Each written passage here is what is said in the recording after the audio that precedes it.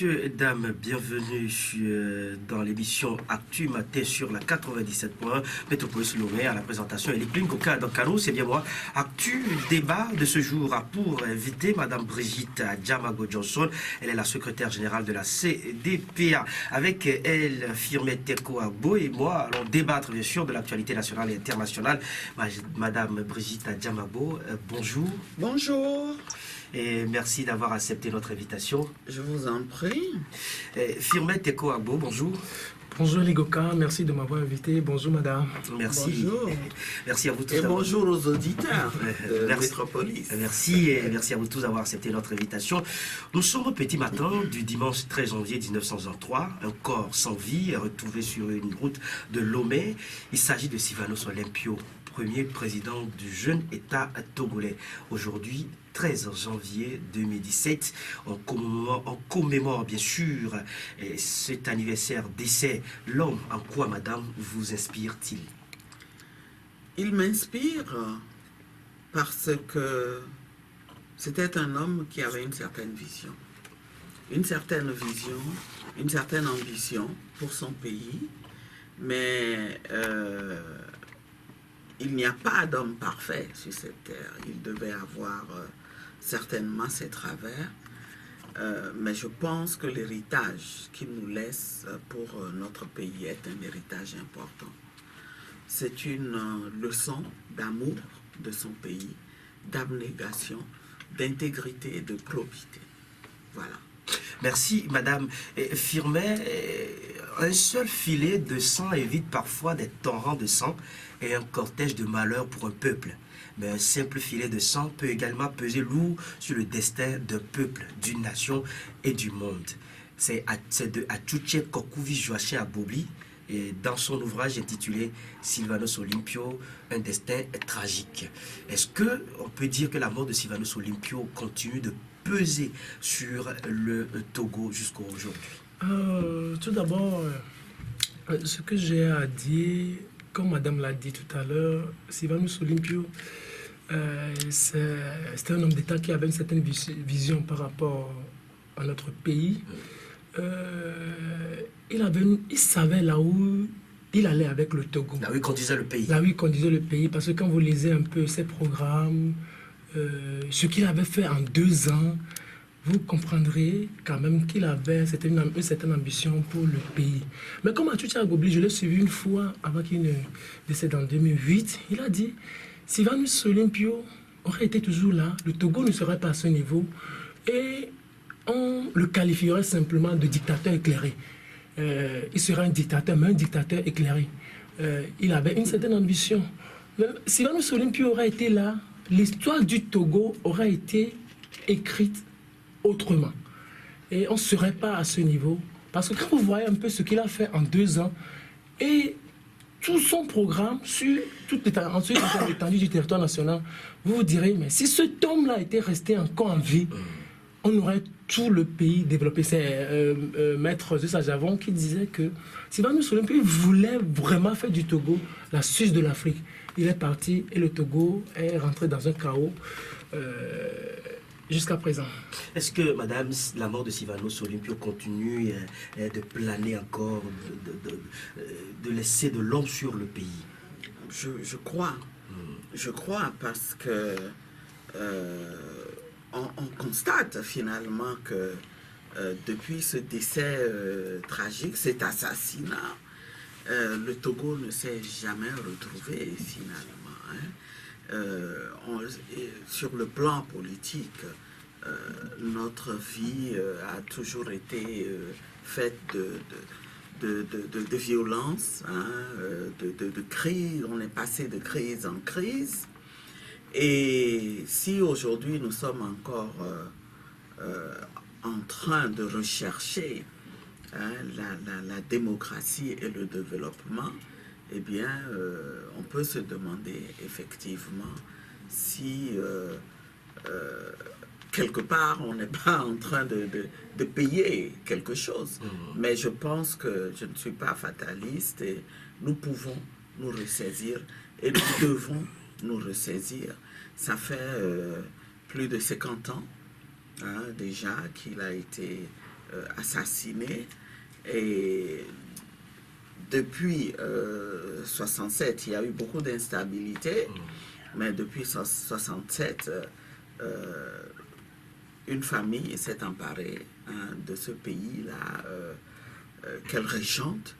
Et je crois que c'est le moment pour nous de nous ressaisir. On est en 2017, ça marque les 50 ans du régime. Il faut qu'on se détermine à mettre enfin fin à cette longue période au cours de laquelle le Togo s'est toujours cherché. Il faut trouver un consensus, un contrat social qui aille dans le sens des aspirations profondes de notre peuple. Ce peuple qui veut vivre dans un pays démocratique, stable et prospère, qui aspire à construire ensemble ce pays. On est des travailleurs et nous avons... c'est un peuple qui a du génie. Il faut lever enfin l'hypothèque politique qui pèse sur ce pays pour qu'on puisse aller de l'avant. Oui, vous parlez d'une famille, et certainement tous les Togolais connaissent cette famille. Et le discours du chef de l'État, François Zinouan-Yassimbe, bien sûr, qui est ici de cette famille, vous l'avez suivi, madame? Bien sûr que je l'ai suivi. Oui, une brève analyse. Non, c'est vite fait, hein, l'analyse de ce discours. Il y a le bilan qu'il fait de l'année écoulée. Et quand on écoute ce bilan-là, on se demande si nous vivons sur la même planète que lui. Hein, les Togolais n'ont pas l'impression, en tout cas ne se sont pas retrouvés dans ce bilan. C'est une année qui a été, encore une fois, une année très, très, très dure. Et on en est sorti avec les mêmes aspirations, hein, sur lesquelles personne n'a travaillé. Les frustrations sont encore plus profondes, que ce soit sur le plan politique, économique ou social. Maintenant, en ce qui concerne les perspectives, on aurait pu espérer que enfin le chef de l'État comprenne et annonce des changements importants, mais on n'a pas du tout senti. C'est vrai qu'il a parlé des réformes de la décentralisation, mais rien de précis qui donne de l'espoir. En tout cas, nous sommes dit au sein de l'opposition, à la CDPA et au sein de CAP 2015 que 2017 doit être une année importante pour les Togolais. Nous devons faire des pas de géant. Et vous l'avez dit, l'année 2017 s'annonce très politique au constat de la question, bien sûr, des réformes sur laquelle la classe politique de l'opposition et le pouvoir n'arrivent toujours pas à s'entendre. La récente pompe de discorde et la commission de réflexion sur les réformes. Certains leaders politiques dénoncent le caractère non consensuel de cette commission. Pensez-vous que cela pourrait influencer d'une manière ou d'une autre le contenu de ces réformes? D'abord, au-delà de la composition même de la commission, il faut se poser la question de l'opportunité de créer cette commission. Et nous, pensez que l'opportunité n'existe pas? Elle n'est pas, la création n'est pas opportune. N'est pas opportune parce qu'on a déjà discuté des réformes depuis longtemps. On est allé de discussion en discussion, de sorte qu'aujourd'hui, tout le monde sait ce qu'il faut faire. Alors, si on veut mettre une commission pour réfléchir et nous proposer encore des choses, il faut comprendre que c'est du dilatoire, c'est parce qu'on ne veut pas faire des réformes, ou en tout cas on ne veut pas les faire dans le sens où le peuple les souhaite. Ou alors, on veut aussi nous conduire quelque part. Est-ce que c'est le scénario à la congolaise qui est en train de se mettre en place, où on va aller vers une nouvelle république, faire table rase de tous les mandats passés? Mais c'est quelque chose d'inimaginable au Togo. C'est inimaginable que un régime qui a déjà gouverné ce pays pendant 50 ans puisse se livrer à des manœuvres pour se maintenir. Il faut qu'ils comprennent que les Togolais ne veulent pas ça. Les Togolais ne veulent pas ça. Et c'est ce que nous disons, nous ne pouvons pas accepter ce genre de choses. Et je voudrais tout simplement lancer un appel au chef de l'État, parce que c'est de lui qu'il s'agit, c'est sa responsabilité qui est en jeu. Il faut qu'il comprenne qu'il doit aider à installer la démocratie et passer la main, passer à autre chose. Passer à autre chose, ce ne sera pas la fin du monde. Nous le voyons aujourd'hui que quand les chefs d'État acceptent de jouer le jeu de la démocratie, eh bien, ils deviennent des personnes ressources, des autorités auxquelles on fait appel. Des sages du pays. Des sages, non seulement du pays, nous avons besoin de ces sages-là pour le pays, mais l'Afrique en a besoin. La CEDEAO en a besoin. Et donc, ce ne sera pas la fin du monde. Si on aime vraiment son pays, s'il aime vraiment son pays, il faut qu'il aille vers cette solution, qu'il favorise l'enracinement de la démocratie, qui passe nécessairement par l'alternance. On ne peut pas faire ça à ce peuple. On ne peut pas faire ça à ce peuple. Tout le monde, on se moque de nous. Est-ce que vous n'êtes pas un peu trompé en mettant peut-être l'alternance devant ou en oubliant un peu de mettre les bases de la... Entre l'alternance et la démocratie, le processus démocratique lui-même, lequel précède l'autre? On s'est trompé. Là, je vous l'accorde. Non, merci. Mais là où on s'est trompé, c'est d'avoir privilégié le multipartisme. Peut-être, avec le recul, aurions dû nous battre pour obtenir les conditions de la démocratie. Vous donnez raison à votre mentor. Mais il s'est fait que, absolument, je donne raison au professeur Ninevi, qui a dit dans ce pays qu'il fallait la démocratie et ensuite le multipartisme. Démocratie d'abord, multipartisme ensuite. Parce que dans les conditions où nous avons obtenu le multipartisme et au vu de la résistance du pouvoir en face, eh bien, on voit que il faut absolument que nous nous mettions ensemble et que nous emmenions le pouvoir à comprendre que le Togo n'a pas d'autre choix que d'aller vers la démocratie. Mais le handicap vient du fait que nous avons créé nos partis et légitimement, nous pouvons aspirer à conquérir le pouvoir. Et donc, nous avons du mal à laisser de côté nos intérêts partisans et à faire privilégier l'intérêt national.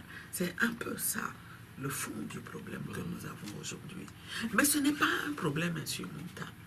Ce n'est pas un problème insurmontable. Et les partis politiques d'opposition doivent en prendre conscience eux aussi.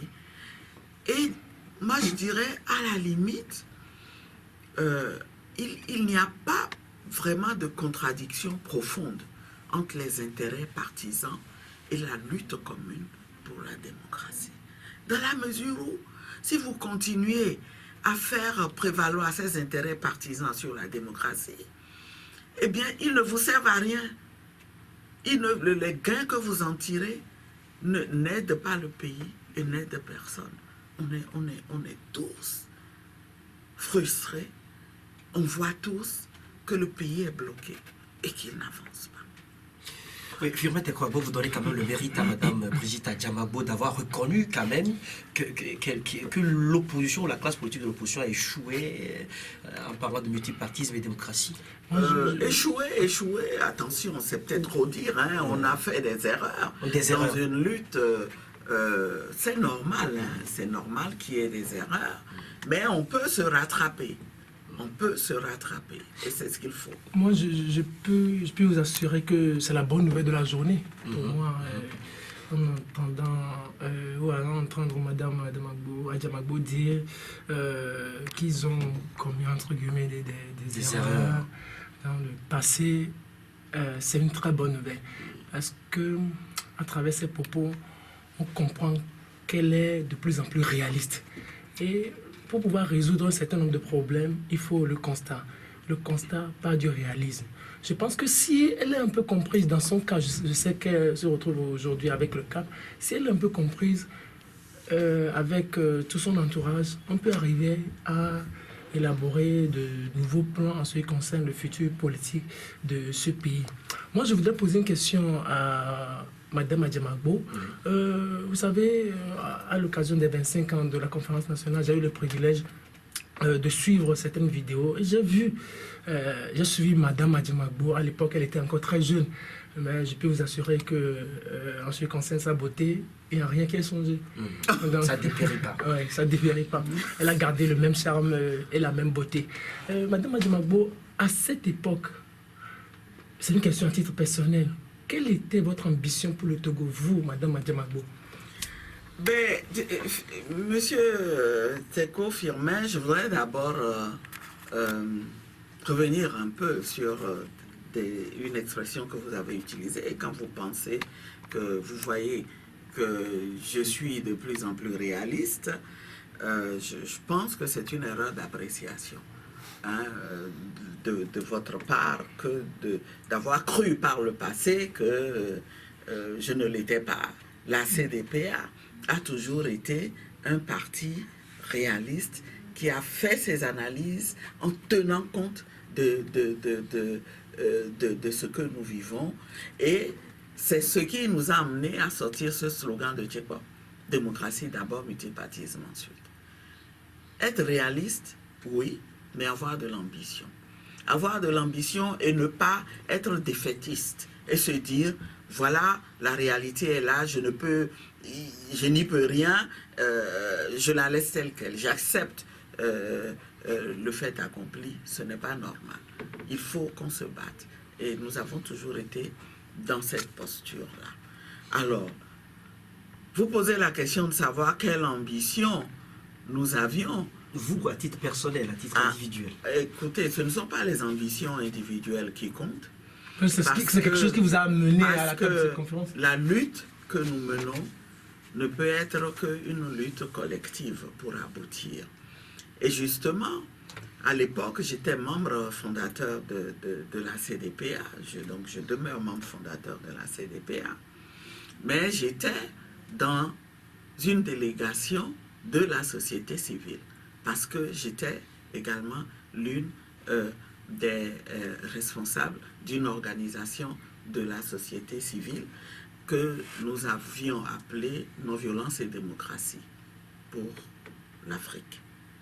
Alors, l'ambition, c'était d'apporter ma contribution à une société véritablement démocratique, parce que pour nous, c'est un prérequis.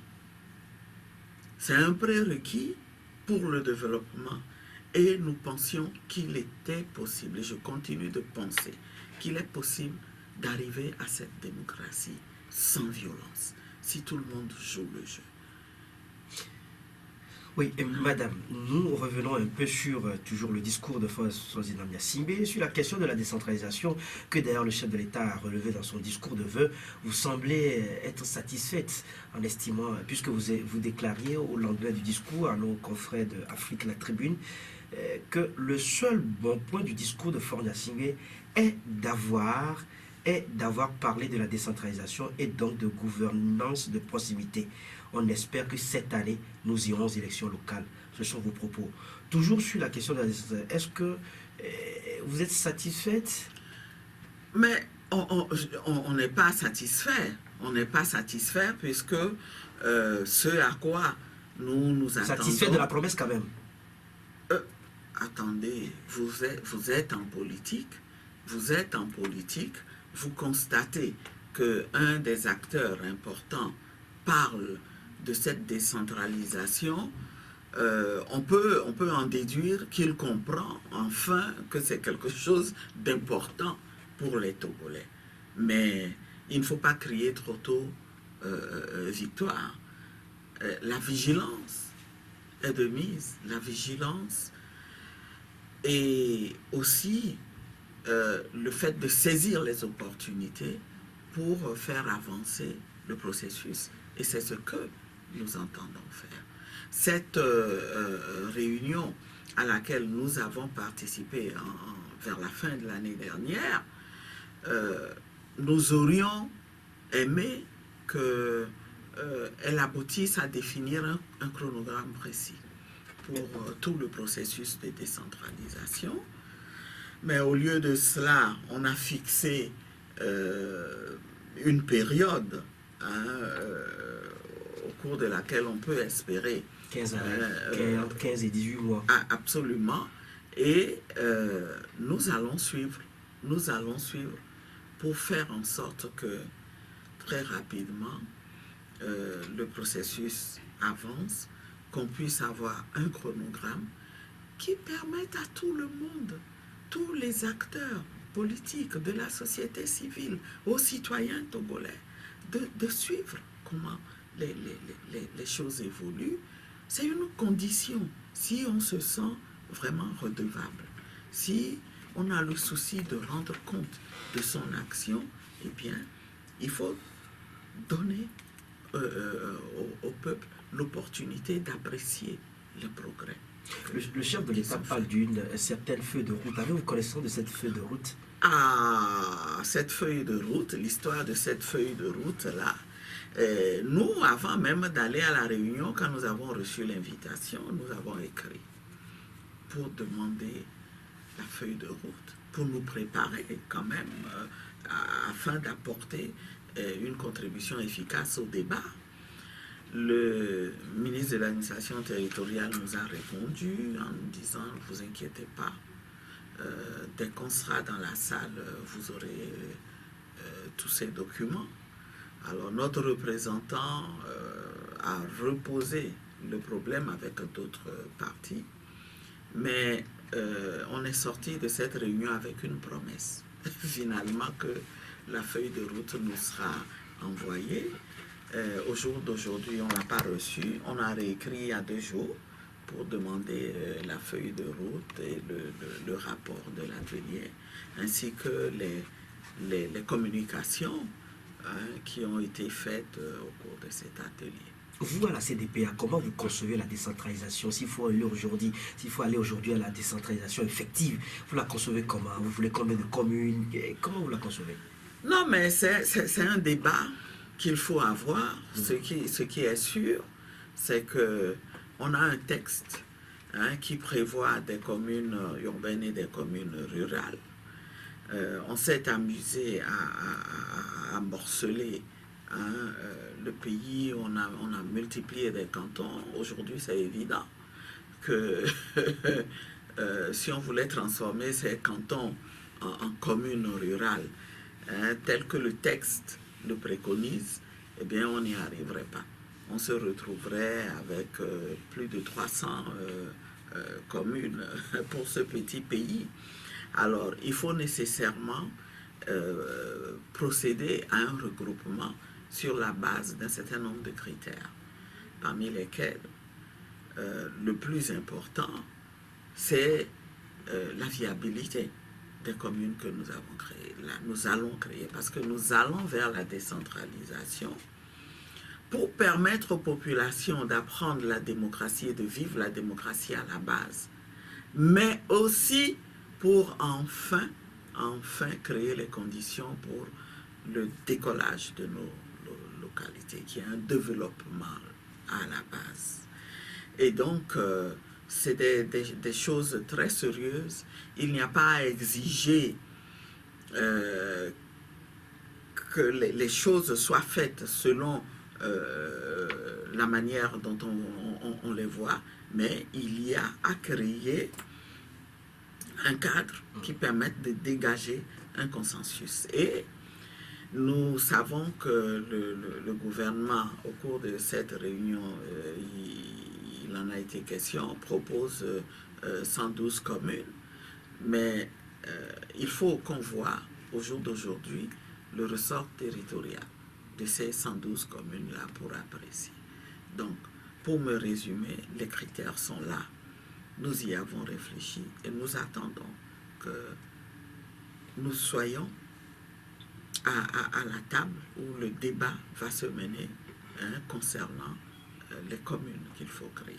Ce qui amènera nécessairement à faire des réformes, à revoir le texte. C'est évident que nous devrons retoucher à la loi de 2007 sur la décentralisation. L'autre nouvelle de la semaine, au final, oui, je voudrais ajouter quelque chose avant de poser une question à madame.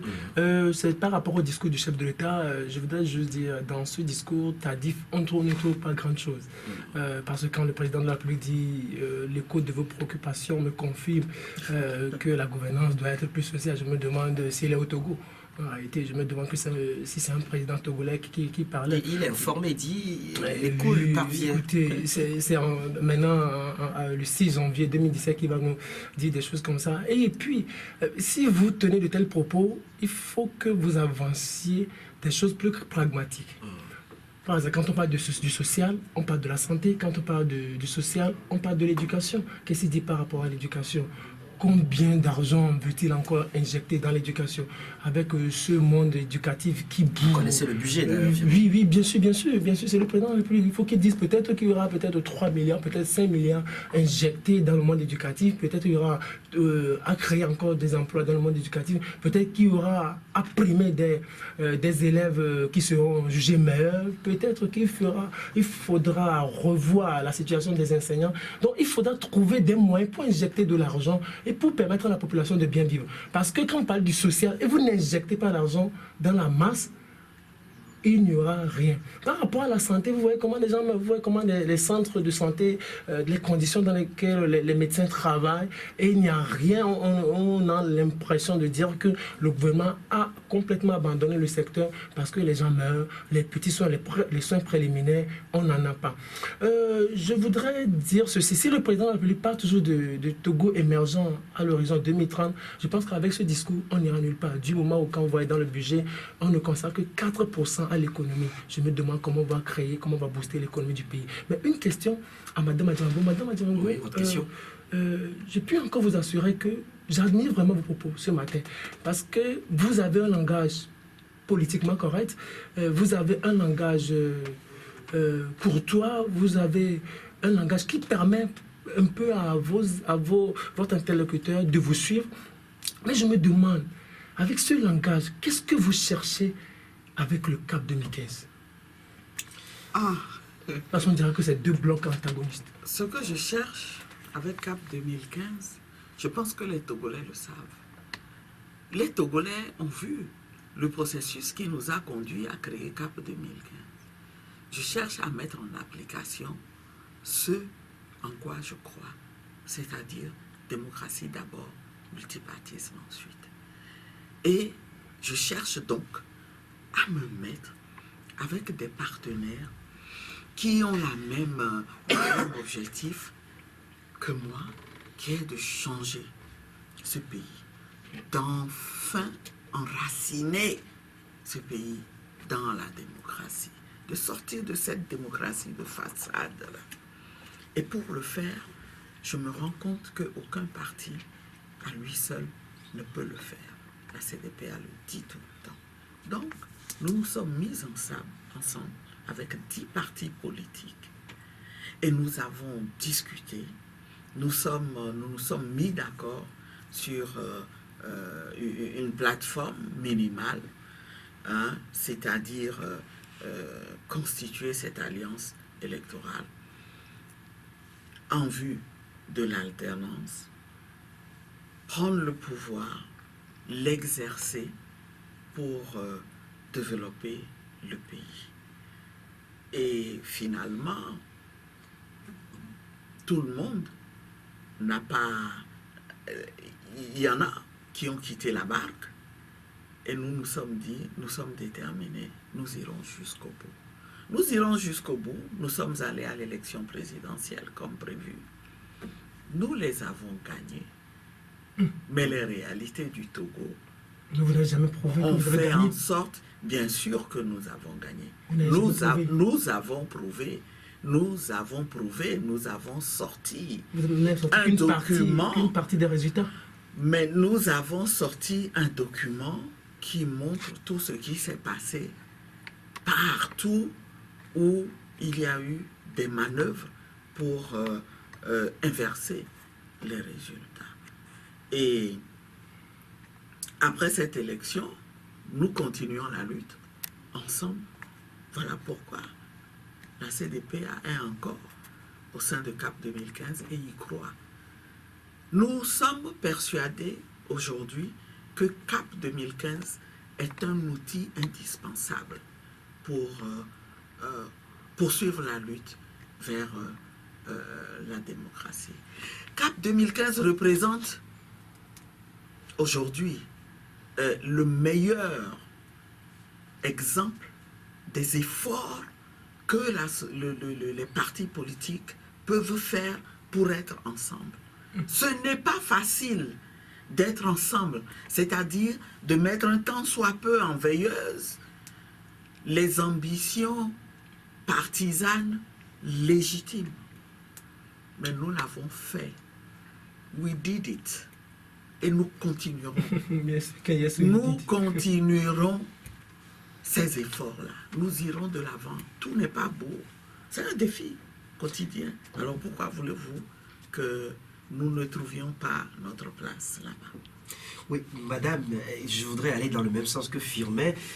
Que répondez-vous, parce qu'il y a beaucoup de critiques par rapport au CAP 2015, que répondez-vous aux critiques qui pensent que le CAP 2015 est un mouvement politique très ségrégationniste, au discours très radical, dénué de stratégie, du tact politique, et comme on s'étonne même de vos propos ce matin. Vous voyez, ceux qui le pensent, c'est une erreur d'appréciation qu'ils sont en train de faire. Je ne me reconnais pas dans ce qu'on dit de CAP 2015. Être radical, est-ce que c'est être ferme dans ce que l'on veut? Être ségrégationniste, non, nous ne le sommes pas. Vous avez vu tout à l'heure que nous avons commencé à 10. Au départ, tous ceux qui étaient sur la place comme parti politique d'opposition voulant le changement et qui s'étaient déjà regroupés au sein du CST d'un côté et d'Arc-en-Ciel de l'autre, on a tous décidé d'aller ensemble, en conclave. C'est ça la genèse de CAP 2015. Et aujourd'hui même, nous disons, mais CAP 2015 est ouvert. Ouvert à tous ceux qui ont la même vision que nous et qui pensent que nous devons nous mettre ensemble pour mener ce combat. Donc jamais nous n'avons été ségrégationnistes au départ. Et maintenant, nous ne le sommes pas. Et nous travaillons même quand les gens ne veulent pas adhérer au CAP 2015, eh bien nous avons des actions en partenariat avec eux. Quand nous menons, nous avons des manifestations, nous invitons des partis qui ne sont pas membres de CAP 2015. Et ceux qui veulent viennent. Peut-être que vos stratégies ont fait fuir certains. Nos stratégies, pourquoi les stratégies feraient-elles fuir si elles sont... Est-ce qu'on nous propose de meilleures stratégies que la fermeté? Nos stratégies sont basées sur la fermeté. Et ceux qui critiquent les stratégies, j'aimerais qu'ils me disent de manière plus précise quels sont les reproches qu'ils font aux stratégies de CAP 2015. L'impression que certains ont, c'est comme l'ANC joue le grand commandant de l'avion CAP 2015. Pourquoi? Pourquoi cette impression? C'est ce qu'on voit, madame. Elle vient peut-être du fait que l'ANC est le premier parti de l'opposition actuellement. Le parti qui a le plus de députés, mais je peux vous dire que les décisions au sein de CAP 2015 sont débattues et prises ensemble. Elles ne sont pas imposées. Elles ne sont pas imposées. Pourquoi vous êtes en train de faire une injure aux partis membres de CAP 2015 en pensant cela? En tout cas, la CDPA, vous connaissez le parcours de mon parti, la CDPA. Nous avons toujours été prêts à faire les sacrifices qu'il faut, à condition que cela reste conforme à notre vision et que les actes qu'on nous demande de poser nous conviennent. Donc, vous faites assez de sacrifices, vous subissez, vous supportez au sein de... Nous ne subissons rien du tout. Nous ne subissons rien du tout. Nous faisons des concessions. On se fait des concessions mutuelles. C'est comme ça que ça marche. Nous faisons des concessions mutuelles. Madame, une question avant que Elie ne reprenne la parole. Est-ce qu'avec 50 ans du règne Gnassingbé, avec le CAP 2015, et aujourd'hui, on ne peut pas dire que vous êtes un peu malmené par le pouvoir? Parce que l'issue, le bout du tunnel, on ne le voit pas. Le pouvoir vous malmène un peu. C'est le peuple qui est malmené par le pouvoir. C'est le peuple qui est malmené par le pouvoir. Parce que la lutte que nous menons, ce n'est pas la lutte des dirigeants de CAP 2015.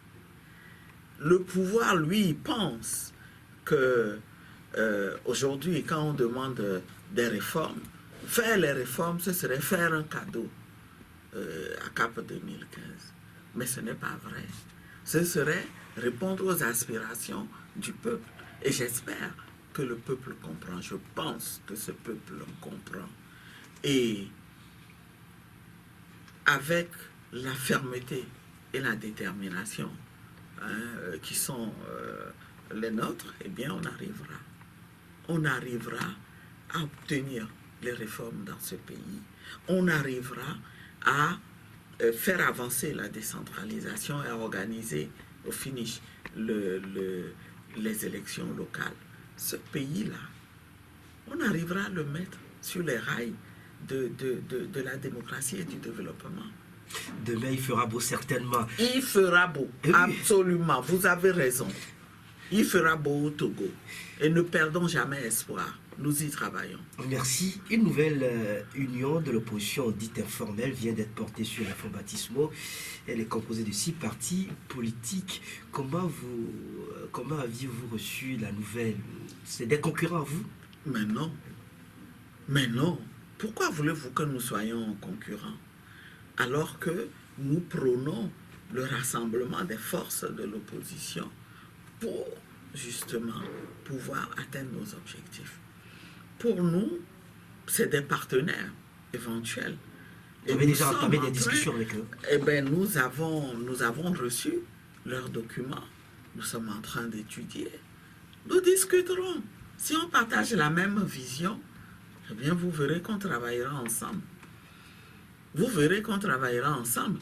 Et j'espère que finalement, ils comprendront que il faut évoluer, aller vers CAP 2015 et que nous aurons un grand regroupement de partis qui iront ensemble conquérir le pouvoir. Vous pensez que ce sont eux qui doivent venir vers vous? Pour l'instant, on ne voit pas, à ce que je lis, qu'il y a un objectif qui est celui d'aller conquérir le pouvoir ensemble. On veut créer les conditions pour la démocratie, ce qui est déjà très bien. Mais à la CDPA, nous sommes persuadés qu'il faut aller plus loin. Il faut aller plus loin. Et je dirais même que si nous avons les réformes, même si nous avons les 2 tours, il faut aller chercher le pouvoir ensemble. Il faut aller chercher le pouvoir ensemble. Parce que, voyez-vous, le tout n'est pas de prendre le pouvoir pour le plaisir de le prendre. Il faut le gérer après. Et les problèmes qu'il y a dans ce pays, je vous dis, de plus en plus, ça fait peur quand on évalue. On évalue la situation du pays. Ah, vous entendez aucun Quand parti vous politique avez n'est un valable de gérer régime le qui pays. ne fait que du dilatoire partout. Monsieur Teko Firmin a parlé tout à l'heure, a évoqué un certain nombre de secteurs, la santé et l'éducation, etc., qui sont des secteurs sociaux importants. Il faut y ajouter l'économie. On veut aller vers un pays émergent, mais on n'y arrivera pas. On n'y arrivera jamais en gardant ce type de gouvernance. On n'y arrivera jamais sans la démocratie. Comment voulez-vous que, avec des institutions qui sont soumises, qui ne sont pas autonomes, des institutions qu'on utilise par ailleurs pour des basses œuvres, attendez, dans quel pays vous avez déjà vu un président d'une institution de régulation de l'audiovisuel prendre de l'argent pour corrompre des journalistes, soi-disant qu'on veut faire des cadeaux aux journalistes? Si c'était un pays véritablement démocratique, eh bien, ce scandale-là l'obligerait à démissionner. Dans quel pays vous avez vu ça? On a les institutions, elles sont en place, juste pour la forme. On s'en sert comme on veut. Nous n'arriverons jamais à l'émergence. On pose les problèmes de fond que les gens posent dans le domaine de l'éducation, le domaine de la santé. On fait tout pour repousser la solution à ces problèmes-là à plus tard. Donc tout ce qu'on nous laisse, c'est des montagnes de problèmes. Et aucun parti. Moi, j'ai bien peur. J'ai bien peur. Il faut qu'on se dise dès à présent que le premier mandat, le prochain mandat qui viendra, qui suivra l'alternance, devra être placé sous le signe d'une transition. Madame, nous arrivons presque à la fin de notre émission. Une dernière question. Vous accusez, vous peignez bien le tableau tout en noir d'ailleurs, vous accusez le régime... Ah ben parce qu'il est noir. Quand il y a une réalité, il faut le dire, il est noir. Comment voulez-vous que je le peigne autrement? Je ne peux pas le peindre en blanc. Vous accusez le régime pétévinier, comme vous aimez l'appeler, de s'accrocher au pouvoir depuis un demi-siècle. Il y a 27 ans que vous avez lancé la lutte démocratique pour l'alternance au Togo. Les résultats sont toujours les mêmes. Vous vous plaignez beaucoup. Ne pensez-vous pas qu'il faut aujourd'hui aller à une négociation de cette alternance avec le pouvoir? Je ne me plains pas, je dénonce, je critique. Je ne me plains pas. Est-ce qu'il ne faut pas aller à une négociation de cette alternance? Mais négocier l'avenir politique de ce pays. Mais qu'est-ce que nous avons fait? Je vous rappelle que dans ce pays, l'opposition a toujours négocié depuis le début des années 90, a toujours négocié d'abord avec Feuille Adema. Et depuis 2005, si nous n'avions pas négocié, vous pensez que M. Faure serait resté au pouvoir? Vous vous souvenez de ce qu'il y a eu en 2005? 5 février 2005. C'est parce qu'on a négocié cet APG que cela a calmé le pays et que M. Faure Gnassingbé a pu gouverner. Mais malheureusement, il n'a pas compris, apparemment. Parce que s'il avait compris, eh bien, il aurait fait son devoir, qui est de mettre en œuvre les engagements qu'il a pris. Malheureusement, nous en sommes à 11 ans après à demander que l'APG soit mise en œuvre. Maintenant, vous dites qu'il faut négocier. En politique, on ne peut jamais refuser de négocier. Nous avons tout le temps négocié. Et nous sommes prêts à négocier. Mais négocier quoi? Nous nous sommes déjà entendus sur ce qui doit être fait. Maintenant, si la réalisation de ces réformes-là doit conduire à l'alternance. Et ça conduira à l'alternance nécessairement. Si c'est l'alternance qu'on craint, eh bien, on peut négocier. Négocier, donc par certains observateurs, c'est une certaine garantie à ceux qui sont aujourd'hui au pouvoir. Absolument, nous sommes tout à fait ouverts. Nous sommes tout à fait ouverts. Parce que le choix fondamental que nous avons fait dans ce pays, c'est le choix d'un changement démocratique pacifique. Et quand vous avez fait ça, que vous êtes acteur politique responsable, vous devez être prêt à faire des concessions qui amènent l'autre à... qui le rassure et l'amène à accepter de jouer le jeu. C'est ce qui se fait en ce moment. En Gambie, vous avez constaté, c'est normal, nous sommes tout à fait d'accord. Mais la question est de savoir, est-ce que le régime a compris? Peut-être n'avons-nous pas suffisamment montré que nous sommes dans de bonnes dispositions pour négocier ce changement, mais je le redis aujourd'hui. Firmin, dernier mot, juste quelques secondes. Bon, je peux dire simplement que, en ma qualité de chroniqueur politique, que le régime PT-Uni n'est pas encore prêt pour laisser le pouvoir par son temps de président de la République. Quand vous suivez même toute la démarche du président de la République, un président de la République qui ne parle pas, qui fait le discours de vœux plus de 6 jours après, même dans les plus grandes dictatures, on s'adresse à son peuple. Mais écoutez, quand vous allez en Corée du Nord, le jeune président, il s'adresse à son peuple avec des discours pragmatiques qui tiennent compte de l'intérêt de son pays. Mais ici, le président de la République, c'est quand il se dit qu'il a en face de lui des gens à qui il n'a pas à rendre compte. Il a en face de lui des gens qui ne représentent aucune menace pour lui. Et il fait ce qu'il veut. Et vous voyez, quand vous voyez même tous ces ministres, J.B. Bara, Tchak Pele, le Premier ministre, vous voyez, ce ne sont pas des gens pragmatiques. Peut-être ils ont été à l'école, mais ils ne sont pas des politiciens. Ils s'en foutent. Ils se disent en face d'eux, il n'y a pas d'interlocuteur valable de poids qui ne représente aucune menace. C'est pour cela qu'ils laissent le pays comme ça. Et madame, je vous permets donc d'adresser votre mot de la fin à nos auditeurs et auditrices. Eh bien, ce sera mon mot, il ira à votre endroit. D'abord, merci de m'avoir invité parce que je crois, ça fait des années que je n'ai pas vu ce studio.